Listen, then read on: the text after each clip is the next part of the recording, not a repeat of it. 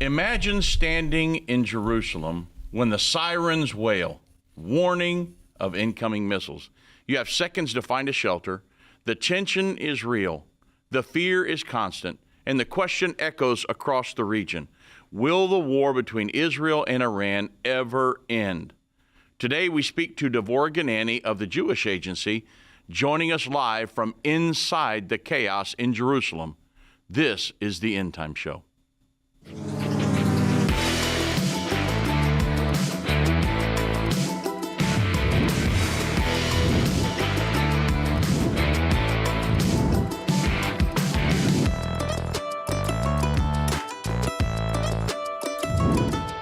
Good afternoon, everybody. I'm Dave Robbins with Endtime Ministries. I do thank you for joining me on this edition of the Endtime Show. Today, I am joined with two very special guests. One is my wife, Jana. Many of you know her. And then the other is Dvora Ganani. Dvora Ganani is the Goodwill Ambassador to the Christian world with the Jewish Agency. And so many of you know her. She's been on our radio program many times. So welcome to the program today, Dvora. Thank you, Dave. Good to see you both. Yeah, we just saw you about a week ago in Jerusalem and had a wonderful talk there. But the situation has changed just a little bit, hasn't it? Not a little bit, as you know, big time change. Yes. And we are very proud of this change. Yes. And to some people, they would think you would just be sitting there just biting your fingernails and scared to death. But your mindset is we're very proud and we're happy that Netanyahu is finally taking care of the situation and that Israel is finally taking care of the situation, right? Right. If you read the Esther book, you'll see exactly what Israel is doing now. We are, first of all, we are united very much. All the nation is around our pilot and our prime minister and the government, which was not like that 1 week ago when we talked, if you remember. Mm-hmm. We are sitting at home 4 days now. Yes, it's not easy, but for us, it's easier than for the soldiers in Gaza and for the soldiers that are fighting in Iran. Why we are proud? Because Israel is doing what she didn't do for the last 20 years, destroying the enemy that was telling the world that they will destroy Israel once and forever. Mm-hmm. And here we are, strong, brave pilots and officers and prime minister. Here we are giving the enemy a big punishment that he will not be able to wake up from that. Yeah, so Prime Minister Netanyahu has said that 80 years ago, with the Holocaust, that it's never again. Israel constantly says, never again, never going to happen again. We're never going to fall under the hand of a tyrant. We're never going to put ourselves in a position where we could be completely wiped out. And Prime Minister Netanyahu has said in this conflict, never again. What does he mean when he says never again about this conflict? Look, that we had a small Holocaust, which was big, but we don't want to use the word Holocaust on October 7 when we were attacked unprepared by 3,000 terrorists from Gaza. Mm-hmm. This was unexpected and nobody understands why it happens. So Netanyahu now has the majority. Before he didn't have the majority. Before the army was not ready. Now he has the majority to take out this action to do in Iran what they're doing now. And we hope that this kind of action this time will not stop immediately by US or other nation.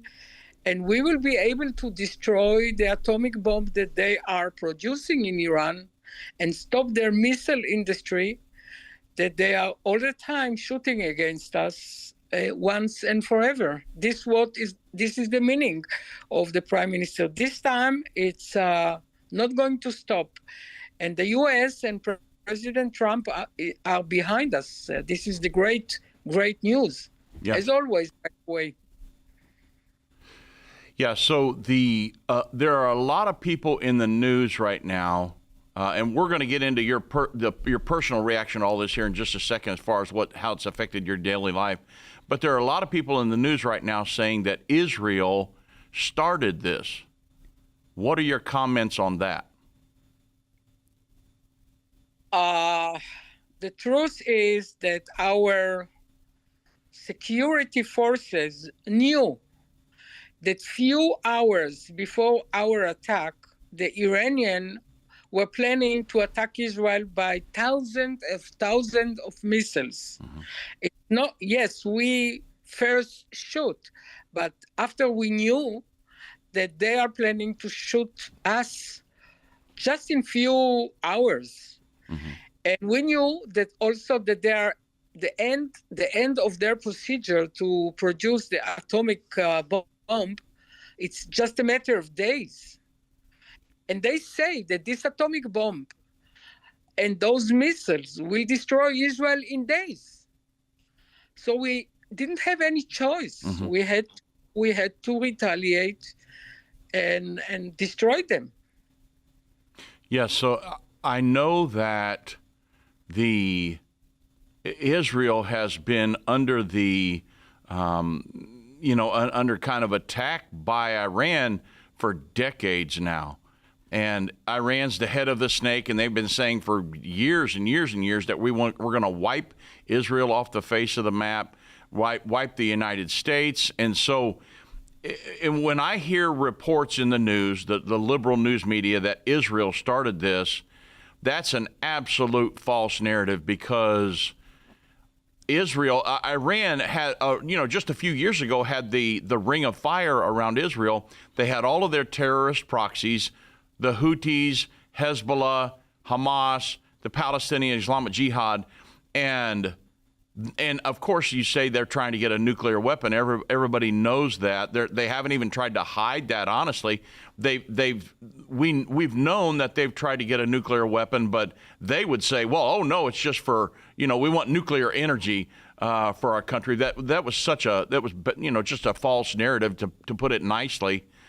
But I know, and I wanted to get your perspective on it, but I know that Israel was simply it's a preemptive strike. They're defending themselves. It's a defensive maneuver. It's not, let's just go in and start a war. They didn't, the liberal news media is trying to spin it like that. But I know that Israel they knew that Iran was an existential threat to them. And so that's what Prime Minister Netanyahu is doing, because like you say, they were going to get nuclear weapons, which just in just a matter of time.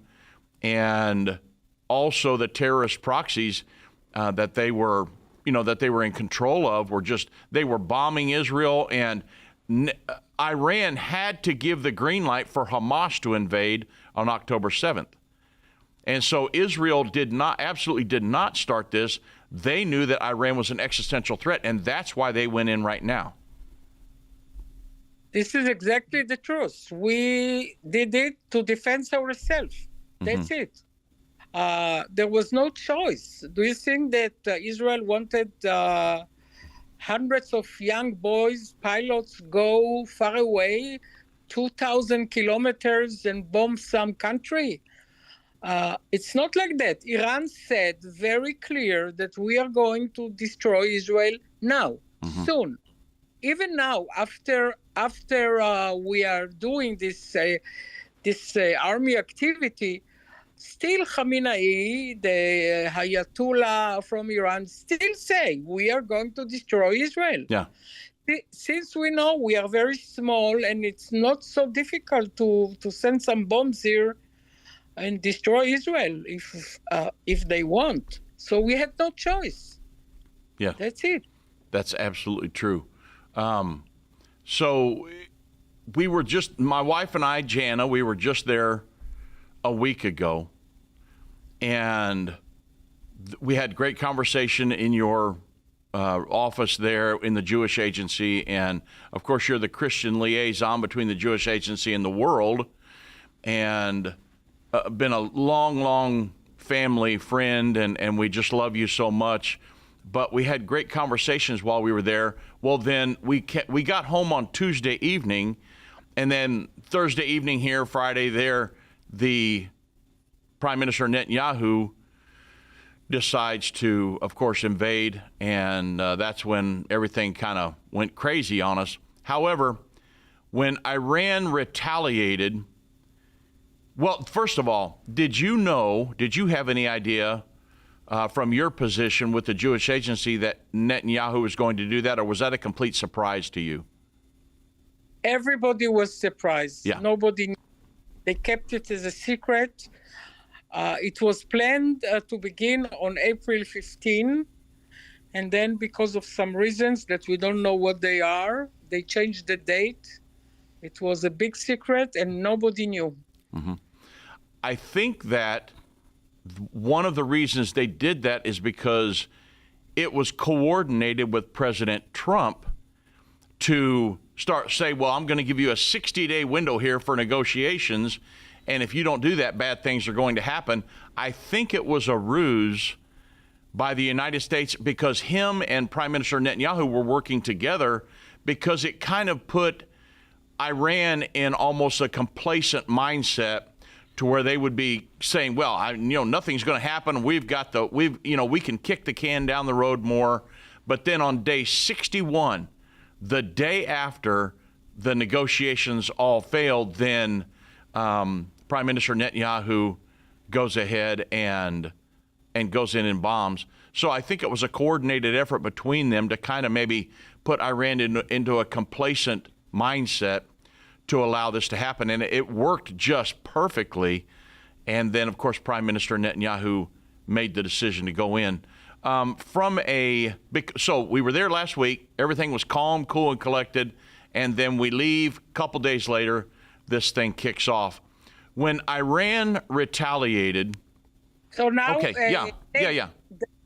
They are saying now that we will have missiles attack now. So if there will be alarm, you will hear it. I will take the phone with me, and you can hear it live.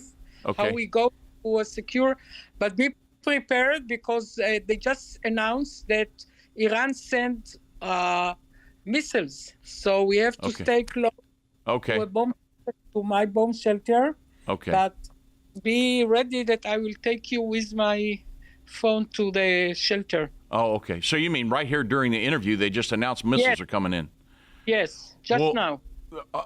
Are you in your apartment or in your office? No, the office is closed. All the offices are closed. Okay, yeah. I am at my home. Okay. Do you have a bomb shelter in your home? Yes, I do. Okay. Well, if you need to leave or whatever, just let me know. I mean, okay. So here's a question. Let's go through this.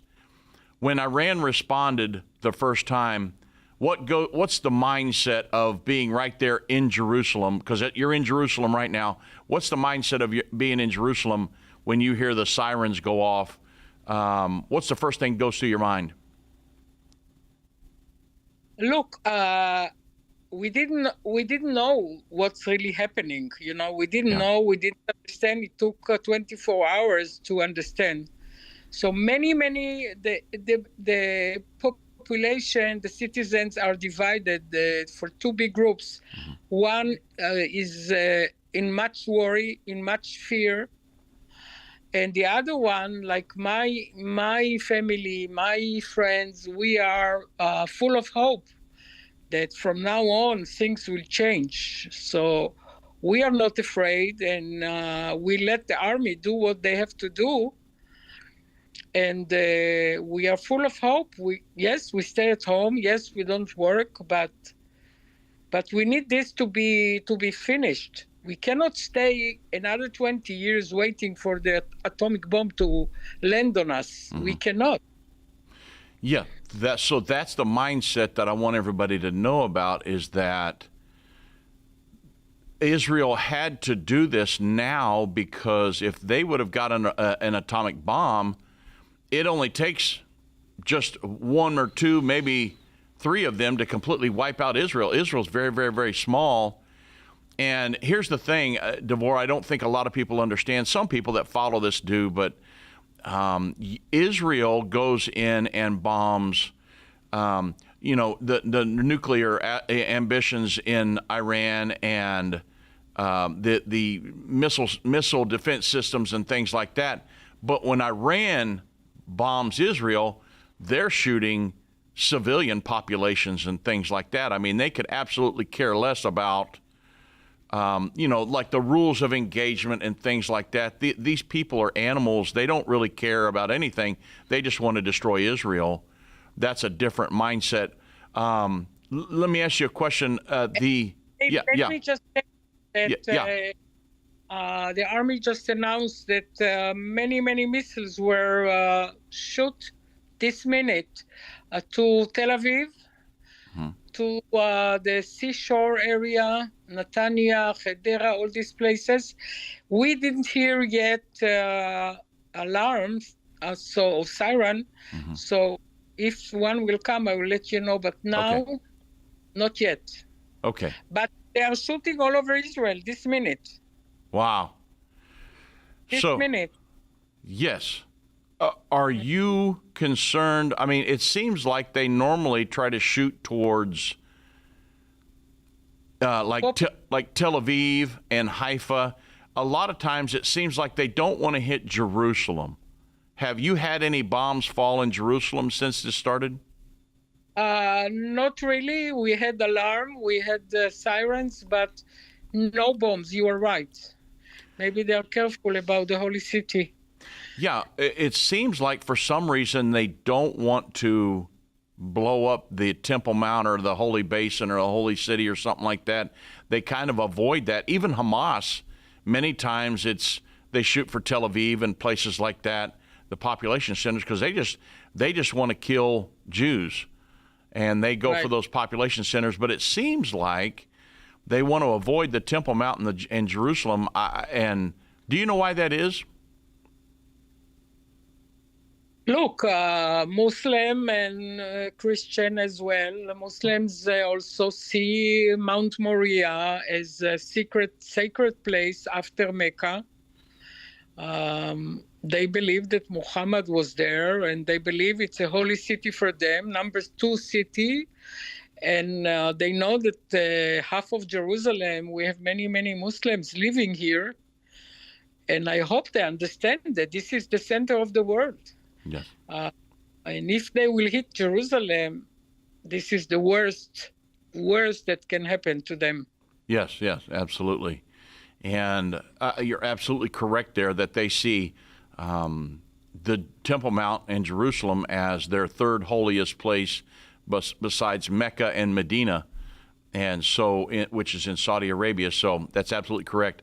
Do you have have you, during this conflict over the last 3 or 4 days, have you seen missiles flying over Jerusalem towards Tel Aviv? Sure. We can see it from our home. We don't see the missile flying. We see the retaliation. Yeah, so you see the Iron Dome. Yeah, not only Iron Dome. We have many others. By the way, my 2 boys, my 2 grandchildren are in the army. They are in the Air Force. And this is exactly what they're doing. They are in charge of, one is in charge of supplying parts to the airplane, and the other one is in charge of sending those missiles against the missiles. I don't know the name in English for that. But they are both in the Air Force, both boys. Yeah, so one of them's in charge of the missile defense system? Yeah. Wow. Yes. He's not in charge, he's a young boy. Yeah, right. But he's one of the team. Yeah. Wow. Yeah. So. And by the way, my son is in New York and he cannot come back because the airport is closed and all the flights were canceled. There are around 200,000 Israelis out there and cannot come home because the airport is closed for the last 4 days. Yeah, and I just read where they said even not to come into Jordan or Egypt or any place and try to get in, just to stay where you're at. And this thing, Prime Minister Netanyahu is saying that this thing isn't just going to last days; that it could last up to weeks, maybe, because this is the time right now where he says, "Look, we're going to take care of this. We're done messing. We've been messing with it for decades now." And we're done. We're absolutely going to. We're going to go in, and we're not going to end. We're not going to stop until this is completely taken care of.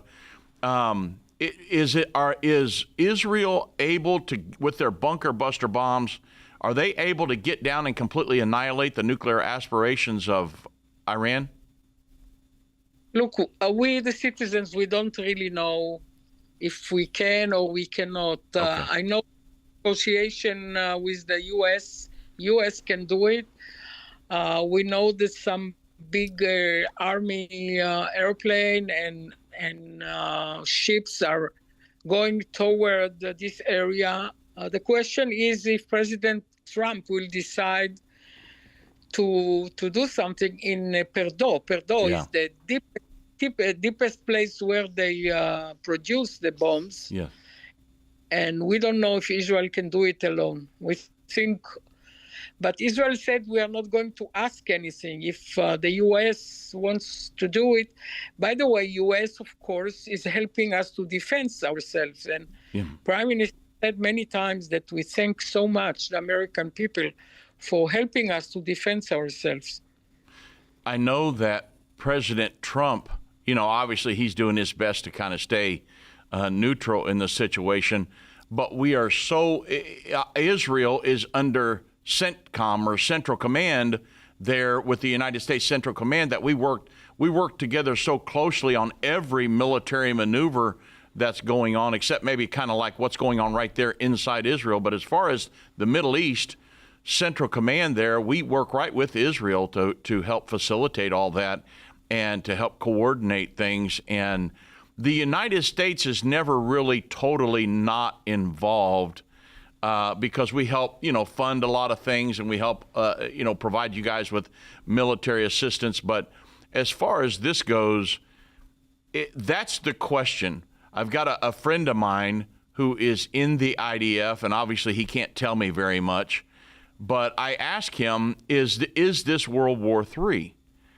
And he said, because I know, you guys, that we talk about Bible prophecy and things like that. We specialize in that, that. And the Bible says that World War III will originate in the Middle East region, the Euphrates River region. But again, I've told everybody, I don't know for sure if this is World War III or if it'll lead to that. However, Dvora, my friend who is in the IDF, he told me, he said, I don't know if this is World War III. He said, that depends on if Russia and China and the United States get involved. At that point, it could certainly spiral into a horrible global conflict. Obviously, from your position, I don't know if you could answer this, but what do you think the chances are of that happening? We have a saying that prophecy was given not to us, to the stupid people. You cannot do prophecy. This is a Hebrew sentence. You don't do prophecy unless you have evidence. Understand. And I know that your father-in-law, my good friend, Erwin Baxter, knew better than anyone what can be the results. But really, we don't know. Right. And television, they don't say anything, and they don't. Yeah. Well, I know that the United States is heavily invested in Israel. You know that as well as I do. But just as much as we are invested in Israel, China and Russia are that much invested in Iran. And Iran is heavily dependent upon, or China is heavily dependent upon Iran and their oil and gas and things like that. China imports 90% of the Iran's export of oil. That goes to China. And so but I know Israel, they've bombed one of those, I think that's the South Par field, the gas field down there. So Israel's handling they're taking care of all kinds of things now that they finally decided to go in and do it. And China has to be feeling the effects of that. But that still does not mean that they will come in on this war. It's just something from a prophetic perspective that I'm looking at about what's happening in the future, because I know it's time on God's prophetic timeline. It's time for this war to occur. And now this thing starts up, which, again, when I was there a week ago, I didn't know that nobody, like you say, it was a complete surprise to you, and you work with the government. And so it's just very, very, it was kind of a shock to all of us. As far as right here, how it's affected your personal life, in Jerusalem, is just everything closed down, like stores and everything, or how do you function now during a wartime scenario? Before that, I want to say that Israel was so much prepared that all our airplanes were, at the same night that Israel began this attack, the government sent out all our airplanes, El Al and other airlines. The whole airport was empty, and those airplanes flew to Larnaca, to Greece, to Rome, to New York, waiting there with teams to get back when they can with those Israelis that are out there, which shows that everything was planned very well. Yeah, so it is possible that El Al knew what was coming the night before it happened. They didn't know what they said. They didn't know anything. They just got an order. Nobody knew anything. They just got ordered, take your airplane now. Larnaca and to Athens, and they just listen to the army, you know. Yeah. Do So, it now. yeah, Dvora, we're coming up to a break here, and then we'll be a couple minutes, and then I want to get back to you. Are you able to hold on the other side of the break? Yeah. Okay. Sure. If you can hold on with us just for a minute here, we're going to take a break, and then we'll come back because we've got a whole lot more we want to talk about, and I'll try to get my wife engaged on the second half. A reminder of the breaking news this hour. At least 22 people are reported to have died in a strike in Gaza. The rise of Islam. We're trying to bring answers for so many families desperately. Is the Israel-Hamas-Iran conflict World War III? So let's talk about the four horsemen. What do these horses symbolize? These are the four spirits of the heavens which go forth from standing before the Lord of all the earth. In the end time, the true people of God will not be weak, anemic, and defeated. These prophesied events are revealing we are quickly approaching the time of the Great Tribulation right now. Now streaming on OnlySource and available to order at endtime.com/green. Go to endtime.com/green or call 800-ENDTIME. What if you could understand Bible prophecy? Dave Robbins, the host of the Endtime Show's TV and radio programs, is holding a free prophecy conference near you. Gain peace and understanding about what the Bible says concerning end-time prophecy. Call 1-800-ENDTIME or go to endtime.com/events to see when Dave will be in a location near you.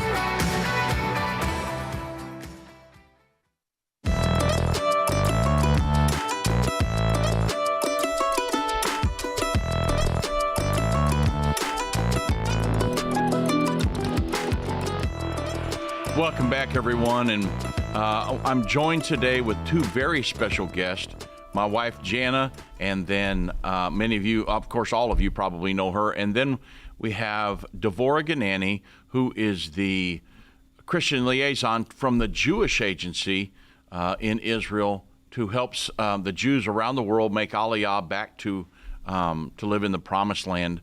And she's here with us today, and what a wonderful conversation it is. And she is in Jerusalem right now, and during the first part of this interview, for those of you that are just joining us, the sirens went off, and they were, or I guess, did the sirens go off, Dvora? Just now, they said they sent out 8 missiles, and now people can go out from their shelters. Okay. So yeah. during the first part of the program, the government made an announcement that missiles are incoming, and that there's a potential that they may have to go to the shelter. But of course, we didn't have to do that. And now she's saying that they said the 8 missiles went over and they're allowed to kind of get out. So this is what's happening in Jerusalem as we speak. My wife and I, many of you know that we're here a week ago. We're there a week ago. We got back on Tuesday night, and on Friday is when Prime Minister Netanyahu said, okay, time's up, Iran, and they come in and just started hammer down on them. Of course, Iran has been retaliating. There have been some people and some Israeli citizens killed as a result of this, and it's a horrific situation. But imagine another country threatening the annihilation of the United States and had been bombing us for years, and just we've lived under that pressure for decades. And now Prime Minister Netanyahu is saying, we're done. It's never again. They're about to get some atomic. I think they had enough uranium enriched to get like 9 or 15. I've heard both amounts of bombs, but 9 to 15 atomic weapons. So certainly something that Dvora is living under right now. But everybody, I want you to know, even during this wartime scenario, she's not afraid. She's not scared. She's an ex-IDF soldier, and she's very, she knows that God has his hands upon the nation of Israel, and they are hopeful because they've got to go through what they're going through now to finally get rid of this existential threat from Iran. The news media is spinning that it's Israel's fault and that Israel started this, but that simply is not the case. They are in defensive mode. It's a preemptive strike. knowing that the number one state sponsor of terrorism on the planet was about to get atomic weapons. And so I want to come against the false narrative that is being pushed by Israel. Now, ladies, I know that Dvora, my Jan, is kind of chomping at the bit to get in on this conversation because we want to talk to you about the Jewish Agency. Our efforts and your efforts, Endtime Ministries' efforts and your efforts are aligned in these end times because we want to help Jews from around the world get back to Israel, a safe place. We're coming at it from a biblical, a prophetic perspective, and of course you're doing it because you're trying to build the nation of Israel and things like that. But I want to bring my wife in on the conversation. She wanted to ask you a question about the Jewish Agency, or maybe more than one question. We'll see. So we know that your number one goal at the Jewish Agency is to bring Jews back to Israel and make Aliyah. However, during the time of the war, and especially now, you fulfill other roles besides just that. You help with the armies. You help with people that are sent out of their homes because they've been disrupted by bombs or people invading or whatever. Can you tell us a little bit about that part of it? The main issue is to take care of the 7,000 new immigrants that are in our absorption center. Because if you know Ulpan Etzion in Jerusalem, they had 150 young boys and girls, in their 20s, 30s, that they supposed to leave the place to go to their new life last week. And they cannot leave because there is no transportation and because in the center of Israel, there is a lot of bombing. So all those, for example, in Ulpan Etzion, in our absorption center in Jerusalem, there are 100 new immigrants that are staying for the last 4 days in a bomb shelter. And you can imagine how it is for young boys and girls from France, from the States, from Morocco, from Yemen, feeling the war first time. Mm-hmm. So what we have to do now, because I'm helping now in Jerusalem, I'm helping to try to get donation. First of all, we have to give them food, which was not planned, all over the absorption center.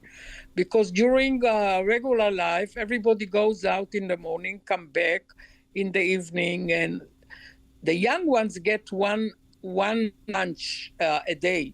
But now we have to feed 7,000 new immigrants every day for 3 meals. And we need to find for them blankets and mattress. This is what I was doing today. Getting from South Korea some donation to help with food. This is amazing that Israel has to give, to look for money for food. But this is the situation. This is the main thing that the Jewish Agency is now taking care of. Of course, we continue to help victims of terror. So there are many new injuries, many new people that lost their home. And we have a special fund, the terror fund, that help immediately families that are injured or hurt by the missiles. And we give them money firsthand, the first hours. And this is what we are doing, helping those injured, those who lost their home. Emergency help with real money in their hands. Well, I know when we were there, we had a conversation where we talked about Aliyah, people coming to Israel from all over the world, and we were focusing on Europe, and we were looking at your statistics that you had on that sheet that you email us every month. And it was showing that Europe was a very low rate of Jews actually leaving there to make Aliyah, but we know that our understanding of Bible prophecy is a lot of the European Jews are going to experience great persecution because we've already seen that. France, they have signs up in their store windows talking about if you're Jewish, you're not welcome here. There was a family in Italy that went to a restaurant and they were asked to leave right in the middle of their meal because the owner found out that they were Jewish. So we're already seeing the different things happening in Europe, that they're starting to be more and more anti-Semitic. And so it's important that we get a lot of these people out of that area and bring them back to Israel, Jerusalem especially. So what is your take on that?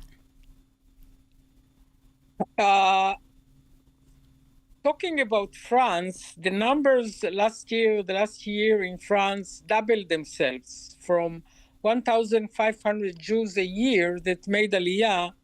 We have more than 3,000.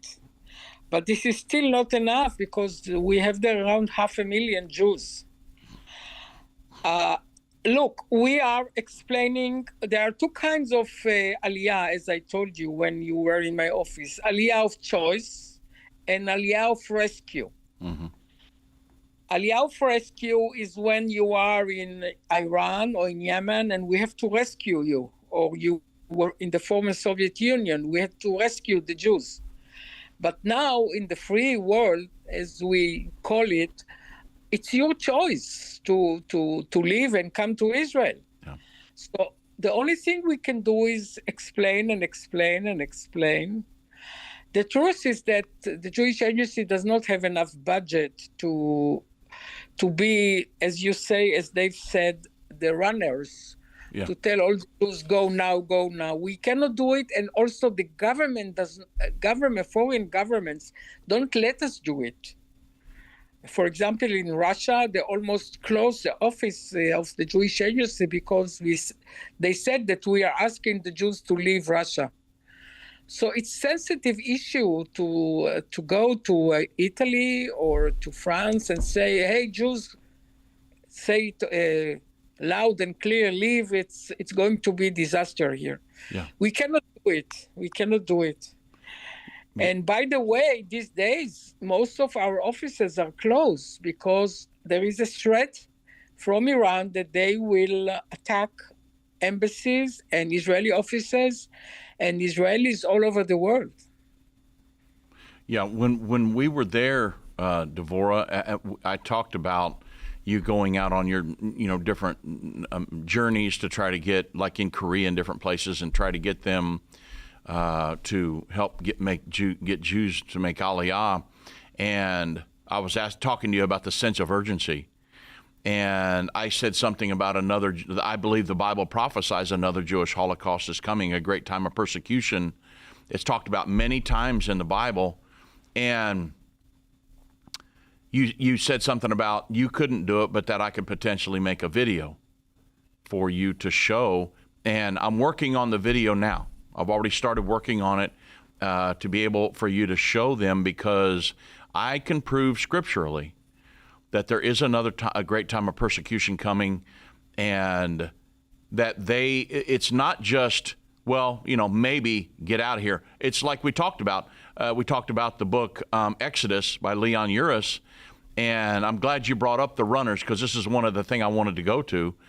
The book Exodus by Leon Uris, those people, they had runners that went in to the Jews and said, hey, Hitler's ramping up. Look at what he's fixing to do. He's got all this propaganda, big machine going, and it's fixing to get very, very bad. And the Jews said, well, we've got, our kids are in college, we've got businesses and all this stuff. They were kind of nonchalant. That's no big deal. We've got a thriving business here. We're doing very well. We're not going to leave Europe. Well, a few years later, when it got really bad and Hitler started carting people off to concentration camps, then the people, a lot of the Jews contacted the runners and said, hey, get us out. And the runners, one guy slammed his fist on the desk and said, look, I tried to get you out. Now it's too late. Now I can't get you out. And like I said in your office there, what a wonderful conversation we had, that our efforts are aligned and that we are today are the modern runners. But if you working with the Jewish Agency can't put that sense of urgency in them, then they're going to become complacent and just stay in Europe. And, the rescue situation, then there's a sense of urgency. We've got to get out of here. We're being persecuted right now. But right now, like in Europe and places like that, they feel comfortable, they're complacent, but there is coming a time when a great time of persecution is coming. And so that's the message that I'll have in the video that you can take around to these different places and share, because there needs to be a sense of urgency. I don't want Jews to, uproot their lives and come back to Israel just for some just offhand reason. But from my perspective, from the biblical perspective, there is a time of great persecution coming. So that's what we'll go to. I'm coming up to another break here, Dvora, and then we may get some comments on that on the backside. This will be the last break of the program. But everybody, I want you to know that we're talking to Dvora Ganani, and she is in Jerusalem as we speak. And it's very important. We work together very closely because our efforts are aligned in the Endtime Ministries and Dvora, to help Jews make Aliyah back to Israel.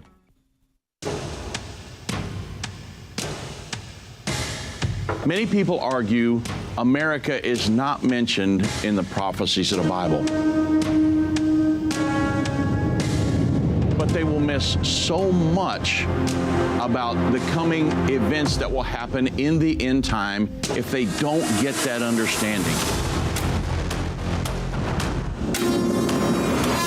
What do these beasts symbolize? That's what we need to answer. Because if we can't understand what these beasts symbolize, there's no point in even studying this, right? If you don't believe that America is mentioned in the Bible, you're going to be stuck when it comes to figuring out all these prophecies. But once you understand this, America has a prophesied future. It's given to us in the Bible. And the America will not be part of the world government, but we're going to be protecting Israel against the world government all the way to the second coming of Jesus Christ. Now streaming on OnlySource and available to order at endtime.com/America. Go to endtime.com/America or call 1-800-ENDTIME.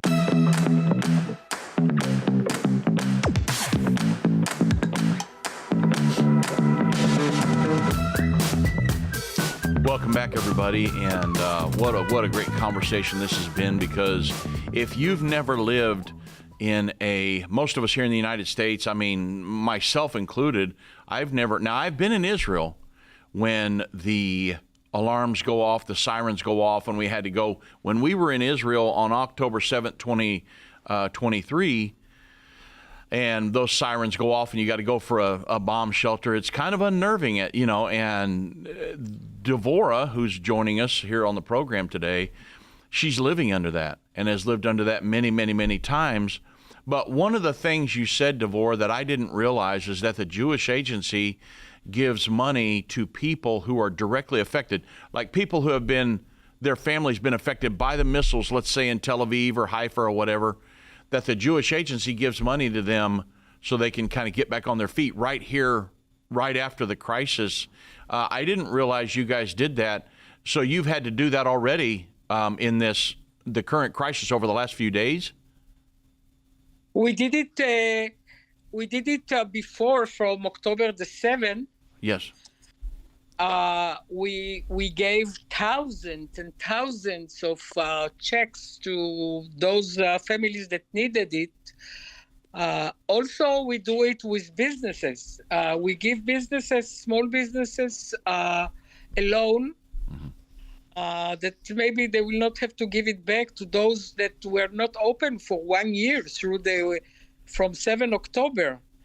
And now we are doing the same. It's called terror funds, or I don't know the right English, but it's a fund that is only for victims of terrors.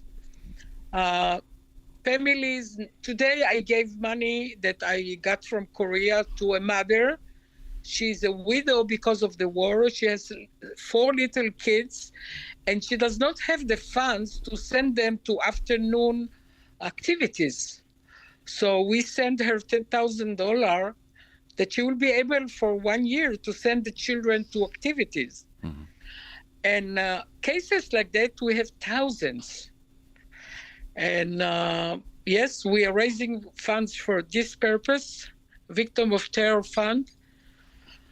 It's in the south, it's in the north, it's all over Israel, even in Tel Aviv. Yeah. So So we are the only organization that can give the money on the spot, because other government like Social Security takes time till they are able to, but we are doing it on the spot. Yeah, and it's the Jewish agency very, very important, because the Jewish agency, you guys were created long before May 14th, 1948, when Israel was established again as a nation. What year were you guys formed? Wasn't it in the 20s or? Officially 1929. Yeah. But the UN, or they call it another name, not UN, made a decision about a nation to the Jews in 1922.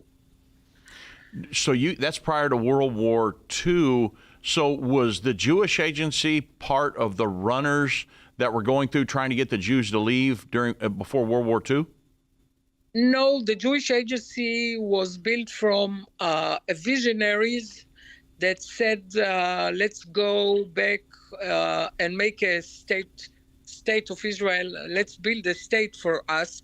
And we were the one who took everyone and give them. What we did mainly is giving shelters and homes and place to work in Israel that was not yet Israel. So we built El Al airline, we built the company for water, electricity. All those things were built by the Jewish agency. I didn't know that.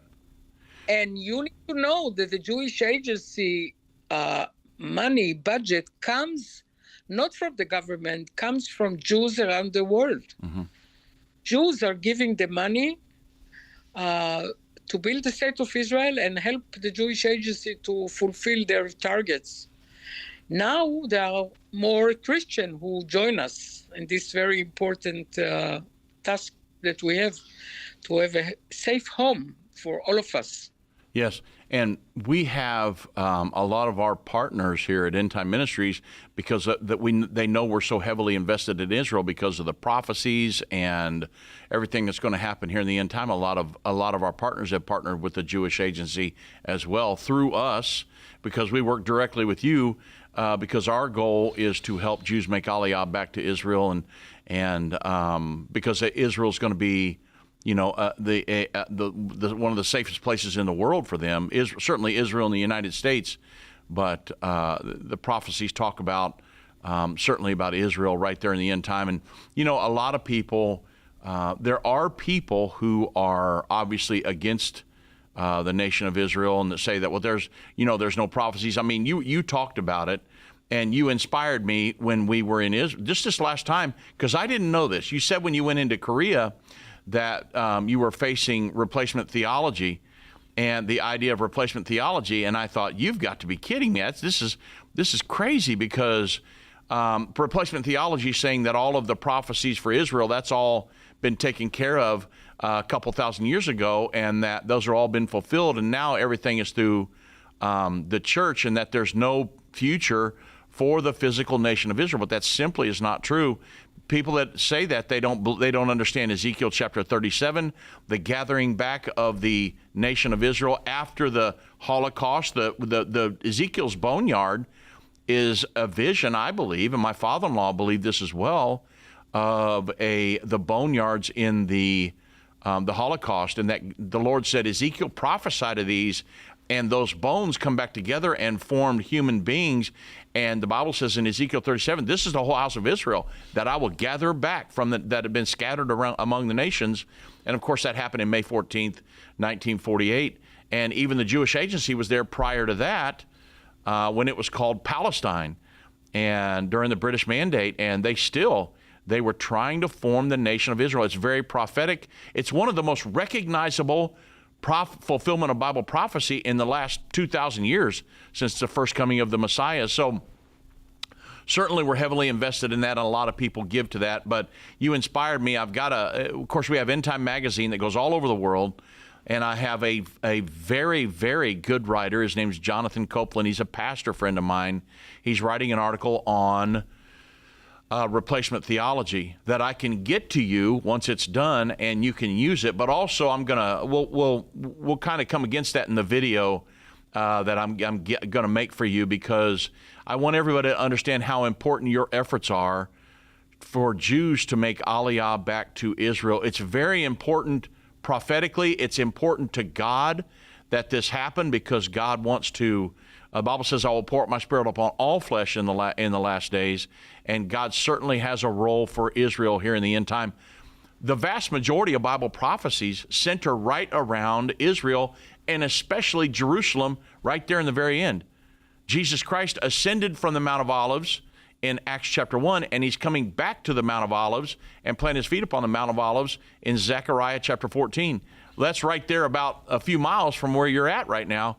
And so God certainly has a role for Israel in the last times. And, God told Abram, hey, I'm going to bless them that bless you, and I will curse them that curse you. And there's many, many, many, many, many reasons that we don't have enough time for all of the reasons why End Time Ministry stands with Israel. And we certainly love you, Dvora. And I think, did you have another question, Jan, that you wanted to ask her? I was just going to ask about the email you sent us about the safe house that the Jewish Agency had opened up, the safe rooms. Yeah, yes, they are all over the country, yes. So you've just done that since this war started, or this reoccurrence started with Iran, or? I don't know exactly what part of what I sent you are referring to, but we have safe house all over Israel, and there are many that is needed. So, and that's for the immigrants that are trying to reacclimate back into the culture, that are in your absorption centers. Yes, but also we are helping cities and municipalities wherever is needed. We are helping Metula and Nazareth and all those cities where it is needed. Yeah. Well, there are not enough bomb shelters in Israel in general. Mm-hmm. There are not enough bomb shelters, and all the homes that were built in the 50s, 60s don't have a bomb shelter. So it's another issue. Yeah. But Dave, I want to say something at the end of this conversation. Yes. To show your people that are looking at hearing you, how God is great. Look what happened. Look what happened in this whole mess. Beside the fact that Israel was able to attack the biggest enemy that ever occurred against Israel, look what happened, what God did. Suddenly, in 1 week, the nation of Israel got together again. We are not separate anymore. You know it from the U.S. that many groups are separate from each other, hate each other. Mm-hmm. Those are Democrats, those are liberals, those are Republicans. Mm-hmm. We had the same issue in Israel, and many, many fights inside our society against the government, for the government. We were close to falling apart. And this war that was created by God united Israel again so strong. And this is why people are so full of hope, so attracted to what happened, because we are again one nation without hate. Everyone helps each other. We are backing the prime minister, the government. Mm-hmm. And this is great feeling, because my generation, my husband's generation, we were afraid what is going to happen to Israel. And there are many families that left Israel because of the social environment that were created the last 2-3 years. And now it's totally different. So we are one nation, good, one heart, full of hope. Yeah. And the thing is, Dvora, is that I can tell you scripturally that Israel will remain intact all the way till the coming of the Messiah. Israel's never going to be destroyed by a nuclear weapon, not an atomic bomb. Israel's going to be there all the way through. The prophecies always come to pass, just like the Bible says they will. and you guys, you're never going to be destroyed ever again. And so it is a great message of hope, and I do thank you for that, because I know that we face, like you said, the United States faces all this division, and the governments want to keep us all divided, divide and conquer and everything. But the thing is, God has a way of sending things along that can unite people immediately under one cause, and it looks like that's what's happened. So I know we're right here at the end of program, Dvora, and I want to tell you that Jana, myself, Endtime Ministries, we love you so, so much. We're all working for the same cause, and we love Israel, and we're so thankful that for the prophecies of the Bible that help lead and guide and direct us in all this, because I believe God's hand is right here with us. So thank you so much from Jerusalem, and joining Dallas, 7,000 miles away, but we love you. And we know that we're all working together. So thank you so much. It's good to be with you today. And we still plan on coming in October. Yeah. Good. Can't wait. Absolutely. Right. Well, there you go, everybody. There's our good friend, Dvora Ganani. She's right there in Jerusalem and giving us a report, but she's full of hope. She's not afraid. She is full of hope for the nation of Israel and what God's doing. God bless.